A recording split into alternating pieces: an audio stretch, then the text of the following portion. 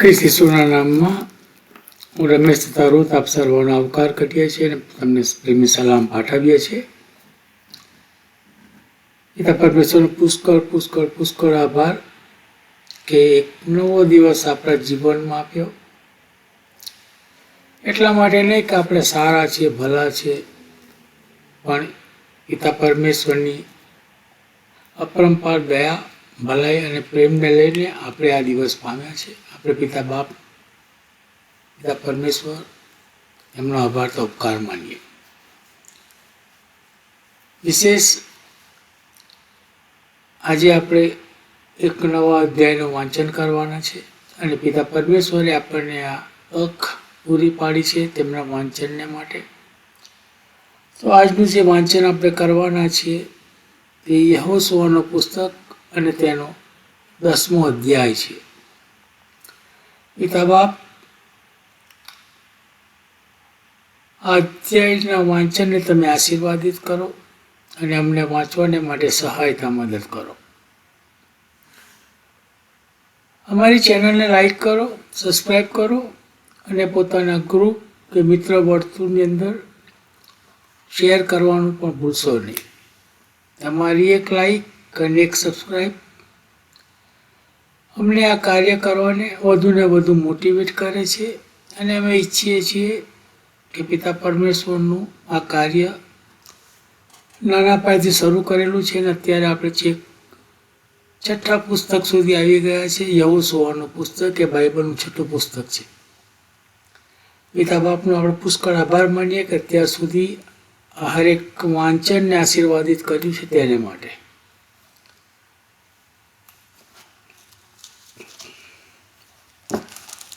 પવિત્ર પુસ્તક બાઇબલ અને તેનું છઠ્ઠું પુસ્તક યહોશુઆનું પુસ્તક અને તેનો 10મો અધ્યાય. હવે એમ થયું કે યરૂશાલેમના રાજા અદોની સેદેકે સાંભળ્યું કે યહોશુઆએ આઈ કબજે કરીને તેનો નાશ કર્યો છે અને જેમ તેણે યરીકોને ને તેના રાજાને કર્યું હતું તેમ આઈને ને તેના રાજાને પણ કર્યું છે. અને ગિબિયોનના રહેવાસીઓ ઇઝરાયલની સાથે સલાહ કરીને તેઓની ભેગા રહે છે. ત્યારે તેઓ બહુ બીતા, કેમ કે ગિદિયોન તો પાટનગર જેવું મોટું નગર હતું, વળી આઈ કરતાં પણ મોટું હતું ને તેના સર્વ માણસો બળવાન હતા. માટે યરૂશાલેમના રાજા અદોની સેદેકે હેબ્રોનના રાજા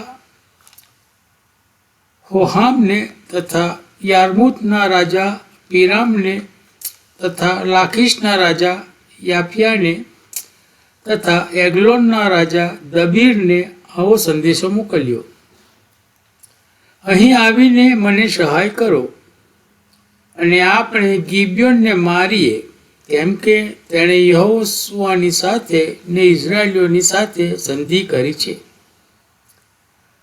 માટે યરૂશાલેમનો રાજા, હેબ્રોનનો રાજા, યાર્મૂતનો રાજા, લાખીશનો રાજા ને એગ્લોનનો રાજા એ અમોરીઓના 5 રાજાએ સંપ કર્યો ને પોતાના સર્વ સૈન્ય લઈને તેઓએ ચઢાઈ કરી ને ગિબિયોનની સામે છાવણી કરીને તેની સાથે લડાઈ કરી.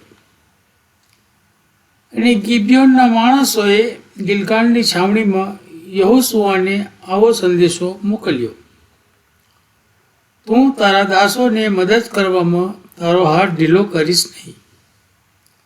અમારી પાસે વહેલો આવીને અમને બચાવ ને અમને સહાય કર, કેમ કે પહાડી પ્રદેશમાં રહેનારા અમોરિયાના સર્વ રાજાઓ સંપ કરીને અમારા પર ચડી આવ્યા છે. તેથી યહોશુઆ પોતાની સાથે સર્વ લડવૈયાઓ તથા સર્વ શૂરવીર પુરુષોને લઈને ગિલગાદથી ચડી આવ્યો. અને યહોવાએ યહોશુઆને કહ્યું, તેઓથી બીસ નહીં, કેમ કે મેં તેઓને તારા હાથમાં સોંપ્યા છે. તેઓમાંનો એકે તારી સામે ટકી શકનાર નથી. માટે યહોશુઆએ ગિલગાલથી આખી રાત ચાલીને તેઓ પર ઓચિંતો હલ્લો કર્યો. અને ઇઝરાયલની આગળ યહોવાએ તેઓને હરાવ્યા. ને ગિબિયોન આગળ તેઓને મારીને તેણે તેઓનો મોટો સંહાર કર્યો. ને બેથ હોરોન ઘાટને માર્ગે તેઓની પાછળ પડીને અજેકા સુધી ને માકેદા સુધી તે તેઓને મારતો ગયો. અને તેઓ ઇઝરાયલની આગળથી નાસતા નાસતા બેથ હોરાનના ડોળા આગળ આવ્યા. ત્યારે એમ થયું કે અજેકા સુધી યહોવાએ તેઓ ઉપર આકાશમાંથી મોટા મોટા કરા વરસાવ્યા ને તેઓ મરણ પામ્યા. જેઓને ઇઝરાયેલી લોકોએ તલવારથી માર્યા હતા તેના કરતાં જેઓ કરાથી માર્યા ગયા તેઓ વધારે હતા. તે સમયે એટલે યહોવાએ અમોરીઓને ઇઝરાયેલીઓને સ્વાધીન કર્યા તે દિવસે યહોશુઆ યહોવાની આગળ બોલ્યો અને ઇઝરાયેલના જોતા તે બોલ્યો, સૂર્ય તું ગિબિયોન ઉપર સ્થિર રહે અને ચંદ્ર તું આયાલોનની ખીણ ઉપર સ્થિર રહે. અને લોકોએ તેઓના શત્રુ ઉપર વેર વાળ્યું ત્યાં સુધી સૂર્ય સ્થિર રહ્યો ને ચંદ્ર થંભી રહ્યો. એ યાશાના પુસ્તકમાં લખેલું નથી શું? અને આકાશની મધ્યે સૂર્ય થંભી રહ્યો અને આશરે એક આખા દિવસ સુધી તેણે આથમવાની ઉતાવળ ન કરી. તે દિવસના જેવો એક પણ દિવસ તેની આગળ કે તેની પાછળ થયો નથી કે જ્યારે યહોવાએ માણસની વાણી સાંભળી હોય, કેમ કે ઇઝરાયલની માટે યહોવા લડ્યા. અને યહોશુઆ અને તેની સાથે સર્વ ઇઝરાયલ ગિલગાલની છાવણીમાં પાછા આવ્યા. અને તે 5 રાજાઓ નાસીને માકેદાની ગુફામાં સંતાઈ ગયા. અને યહોશુઆએ કોઈને કહ્યું, તે 5 રાજાઓ માકેદાની ગુફામાં સંતાયેલા છે. અને યહોશુઆએ કહ્યું, ગુફાના મોં પર મોટા પથ્થરો ગબરાવી નાખો ને તેઓની ચોકી કરવા એની આગળ માણસોને બેસાડો, પણ તમે થોપશો નહીં. તમારા શત્રુઓની પાછળ પડીને તેઓમાંના સૌથી પાછળનાઓને મારો. તેઓના નગરોમાં તેઓને પેસવા દેશો નહીં, કેમ કે તમારા ઈશ્વર યહોવાએ તેઓને તમારા હાથમાં સોંપ્યા છે. અને તેઓનો વિનાશ થયો ત્યાં સુધી યહોશુઆ તથા ઇઝરાયેલી લોકોએ ભારે કતલ કરીને તેઓનો સંહાર કર્યો. અને તેઓમાંના જેઓ બચ્યા તેઓ કોટવાળા નગરોમાં ભરાઈ ગયા. ત્યારે એમ થયું કે સર્વલોક માકેદાની છાવણીમાં યહોશુઆ પાસે સહી સલામત પાછા આવ્યા. ઇઝરાયલ પ્રજામાંના કોઈની વિરુદ્ધ કોઈ પણ એકે શબ્દ બોલી શક્યો નહીં. ત્યારે યહોશુઆએ કહ્યું, ગુફાનું મોં ઉગાડીને તે 5 રાજાઓને ગુફામાંથી કાઢી મારી પાસે લાવો. અને તેઓએ તેમ કર્યું. અને યરૂશાલેમના રાજાને, હેબ્રોનના રાજાને, યાર્બૂતના રાજાને, લાકીશના રાજાને, એગ્લોનના રાજાને, એ 5 રાજાઓને તેઓ ગુફામાંથી કાઢીને તેની પાસે લાવ્યા. અને તે રાજાઓએ એને યહોશુઆ પાસે તેઓ લાવ્યા. ત્યારે એમ થયું કે યહોશુઆએ ઇઝરાયેલના સર્વ માણસોને બોલાવ્યા. અને સૈનિકોના જે સરદારો તેની સાથે ગયા હતા તેઓને તેણે કહ્યું, પાસે આવીને તમારા પગ આ રાજાઓની ગરદનો પર મૂકો. અને તેઓએ પાસે આવીને પોતાના પગ તેઓની ગરદનો પર મૂક્યા. અને યહોશુઆએ તેઓને કહ્યું, બીહો નહીં તથા ગભરાઓ નહીં, બળવાન થાઓ ને હિંમત રાખો, કેમ કે જે શત્રુઓ સાથે તમે લડશો તે સર્વને યહોવા એમ જ કરશે. અને ત્યાર પછી યહોશુઆએ તેઓને ઠાર મારી નાખ્યા ને તેઓને 5 ઝાડ પર લટકાવ્યા અને સાંજ સુધી તેઓ ઝાડ પર લટકાયેલા રહ્યા. અને સૂર્યાસ્ત થવાને સમયે એમ થયું કે યહોશુઆએ આજ્ઞા આપી હતી તે પ્રમાણે તેઓને ઝાડ ઉપરથી ઉતારીને જે ગુફામાં તેઓ સંતાયા હતા તેમાં તેઓને નાખ્યા ને ગુફાના મોં પર મોટા પથ્થરો મૂક્યા જે આજ સુધી છે. અને તે દિવસે યહોશુઆએ મક્કેદા કબજે કર્યું ને તેને તથા તેના રાજાને તલવારથી માર્યા. તેણે તેઓનો તથા તેમાંના સર્વ પ્રાણીઓનો પૂરો નાશ કર્યો. તેણે એકેને જીવતું રહેવા દીધું નહીં. અને જેમ તેણે યરીખોના રાજાને કર્યું હતું તેમ તેણે મક્કેદાના રાજાને કર્યું. અને યહોશુઆ તથા તેની સાથે સર્વ ઇઝરાયેલે મક્કેદાથી લિબ્નામાં જઈને લિબ્નાની સાથે લડાઈ કરી.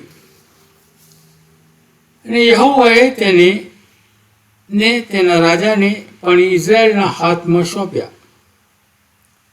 અને તેણે તેને ને તેમાંના સર્વ પ્રાણીઓને તલવારથી માર્યા. તેમાંના એકેને તેણે જીવતું રહેવા દીધું નહીં. અને જેમ તેણે યરીખોના રાજાને કર્યું હતું તેમ તેણે તેના રાજાને કર્યું. અને યહોશુઆ અને તેની સાથે સર્વ ઇઝરાયેલ લિબ્નાથી લાકીશમાં ગયા અને તેની સામે છાવણી કરીને તેની સાથે લડાઈ કરી. અને યહોવાએ લાકીશ ઇઝરાયેલના હાથમાં સોંપ્યું. ને બીજે દિવસે તેણે તે કબજે કર્યું. ને જેમ તેણે લિબ્નાને કર્યું હતું તે પ્રમાણે તેણે તેને તથા તેમાંના સર્વ પ્રાણીઓને તલવારથી માર્યા. ત્યારે ગેઝેરનો રાજા હોરામ લાકીશને સહાય કરવાને ચડી આવ્યો. અને યહોશુઆએ તેને અને તેના લોકોને એટલે સુધી માર્યા કે તેમાંના કોઈને તેણે જીવતું રહેવા દીધું નહીં. અને યહોશુઆ અને તેની સાથે સર્વ ઇઝરાયેલીઓ લાકીશથી એગ્લોન ગયા. અને તેઓએ તેની સામે છાવણી કરીને તેની સાથે લડાઈ કરી. અને તે જ દિવસે તેઓએ તે કબજે કર્યું ને તેને તલવારથી માર્યું. ને તેણે લાકીશને કર્યું હતું તે પ્રમાણે તેમાંના સર્વ પ્રાણીઓનો તે જ દિવસે તેણે નાશ કર્યો. અને યહોશુઆ અને તેની સાથે સર્વ ઇઝરાયેલ એગ્લોન છોડીને હેબ્રોનમાં આવ્યા. અને તેઓએ તેની સાથે લડાઈ કરી. અને તેઓએ તે કબજે કર્યું ને તેને તથા તેના રાજાને તથા તેના સર્વ નગરોને તથા તેમાંના સર્વ પ્રાણીઓને તલવારથી માર્યા. જેમ તેણે એગ્લોનને કર્યું હતું તે પ્રમાણે તેણે કોઈને જીવતું રહેવા દીધું નહીં. પણ તેણે તેનો તથા તેમાંના સર્વ પ્રાણીઓનો પૂરો નાશ કર્યો. અને યહોશુઆ તથા તેની સાથે સર્વ ઇઝરાયેલ પાછા વળીને દબીરમાં આવ્યા. અને તેની સાથે તેઓએ લડાઈ કરી. અને તેણે તેને ને તેના રાજાને ને તેના સર્વ નગરોને કબજે કર્યા. અને તેઓએ તેઓને તલવારથી માર્યા ને તેમાંના સર્વ પ્રાણીઓનો પૂરો નાશ કર્યો. તેણે કોઈને જીવતું રહેવા દીધું નહીં. જેમ હેબ્રોનને તેણે કર્યું હતું વળી જેમ તેણે લિબ્નાને ને તેના રાજાને કર્યું હતું તેમ તેણે દબીરને ને તેના રાજાને કર્યું. એમ યહોશુઆએ આખા દેશને એટલે પહાડી પ્રદેશને તથા નેગેબને તથા નીચાના પ્રદેશને તથા ડોળાવને તથા તેઓના સર્વ રાજાઓને માર્યા. તેણે કોઈને જીવતું રહેવા દીધું નહીં. પણ જેમ ઇઝરાયેલના ઈશ્વર યહોવાએ આજ્ઞા આપી હતી તેમ તેણે સર્વ શ્વાસોચ્છ્વાસ કરનારનો પૂરો નાશ કર્યો. અને કાદેશ બારનેયાથી ગાઝા સુધી તેઓને તથા ગિબિયોન સુધી ગોસેનના આખા પ્રદેશને યહોશુઆએ માર્યા. અને સર્વ રાજાઓને ને તેઓના દેશને યહોશુઆએ એક જ વખતે કબજે કર્યા, કેમ કે ઇઝરાયેલના ઈશ્વર યહોવા ઇઝરાયેલ માટે લડતા હતા. અને યહોશુઆ અને તેની સાથે સર્વ ઇઝરાયેલ ગિલગાલની છાવણીમાં પાછા આવ્યા. પ્રભુ આ વાંચેલા વચનોને પુષ્કળ આશીર્વાદિત કરો. પ્રાર્થના કરીશું.